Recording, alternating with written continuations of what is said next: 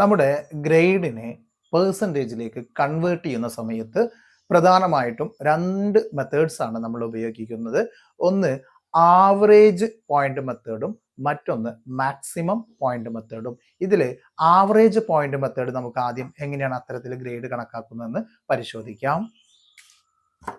Average point മെത്തേഡിൽ നമ്മൾ ഓരോ ഗ്രേഡിനും പോയിന്റ് നൽകുന്നു.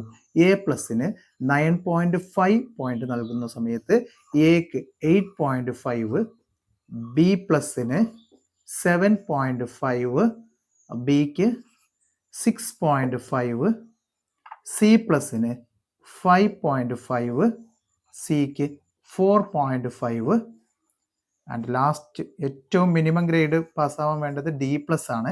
അതിന് 3.5 എന്ന രീതിയിൽ നമ്മൾ ഇതിന് പോയിന്റ് നൽകുകയാണ്. ഇനി നമുക്കൊരു എക്സാമ്പിൾ വെച്ച് പരിശോധിക്കുമ്പോൾ നിങ്ങൾക്ക് എളുപ്പം മനസ്സിലാവും. ഒരു കുട്ടിക്ക് 7 എ പ്ലസും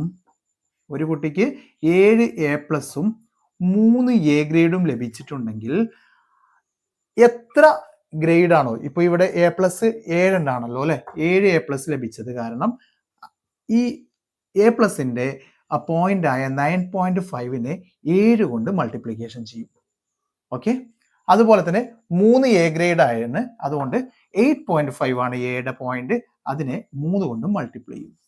ഓക്കെ, അതിന്റെ total 9.5 into 7 is equal to 7 into 9 63, 7 into 5 3.5, അപ്പോൾ 66.5.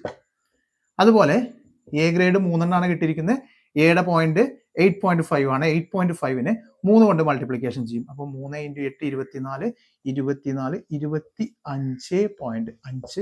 ഇതിനെ ടോട്ടൽ ചെയ്യും. ചെയ്യുന്ന സമയത്ത് 66ഉം 25ഉം 76, 86, 86ഉം 5ഉം 91, 92%. മനസ്സിലായെന്ന് വിചാരിക്കുന്നു. ഇത്തരത്തിലാണ് നമ്മൾ ആവറേജ് പോയിന്റ് മെത്തേഡിൽ ഗ്രേഡ് കണക്കാക്കുന്നത്. ഇനി മറ്റൊന്ന് മാക്സിമം പോയിന്റ് മെത്തേഡാണ്. മാക്സിമം പോയിന്റ് മെത്തേഡിൽ നമ്മൾ ഓരോ ഗ്രേഡിനും അതിൻ്റെ പരമാവധി പോയിന്റ് നൽകുന്നുണ്ട്. ഉദാഹരണത്തിന് എ പ്ലസിന് നമ്മൾ അവിടെ നൽകുന്നത് 10 ആയിരിക്കും, എക്ക് 9 ആയിരിക്കും, ബി പ്ലസിന് 8 ആയിരിക്കും, ബിക്ക് 7, സി പ്ലസിന് 6, സിക്ക് 5, ഡി പ്ലസിന് 4. ഇത്തരത്തിൽ 7 എ പ്ലസും 3 എയും കിട്ടിയ ഒരു കുട്ടിയുടെ ഗ്രേഡ് കണക്കാക്കുന്ന സമയത്ത് എ പ്ലസിന്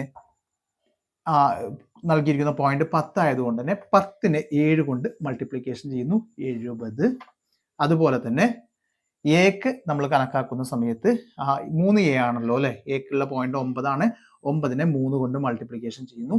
അപ്പോൾ 9 into 3 27, 70 plus 27, that is equal to 97%. അതായത് മാക്സിമം പോയിന്റ് മെത്തേഡിൽ ആ കുട്ടിയുടെ പരമാവധി പെർസെൻറ്റേജ് ആണ് നമുക്ക് ലഭിക്കുന്നത്.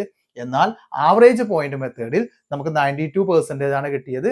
അതൊരു ആവറേജ് സിസ്റ്റമാണ്. ഈ ആവറേജ് പോയിന്റ് മെത്തേഡാണ് പരക്കെ സ്വീകരിക്കപ്പെട്ടിട്ടുള്ളത്. അതുകൊണ്ട് നിങ്ങൾ പെർസെൻറ്റേജ് കണക്കാക്കുന്ന സമയത്ത് ഏറ്റവും ബെറ്റർ ആവറേജ് പോയിന്റ് മെത്തേഡ്, ഞാൻ ആദ്യം പറഞ്ഞ പോയിന്റ് മെത്തേഡ് സ്വീകരിക്കുന്നതായിരിക്കും നല്ലത്. എന്തെങ്കിലും സംശയങ്ങൾ ഉണ്ടെങ്കിൽ കമന്റ് ആയി ചോദിച്ചോളൂ. Okay, thank you.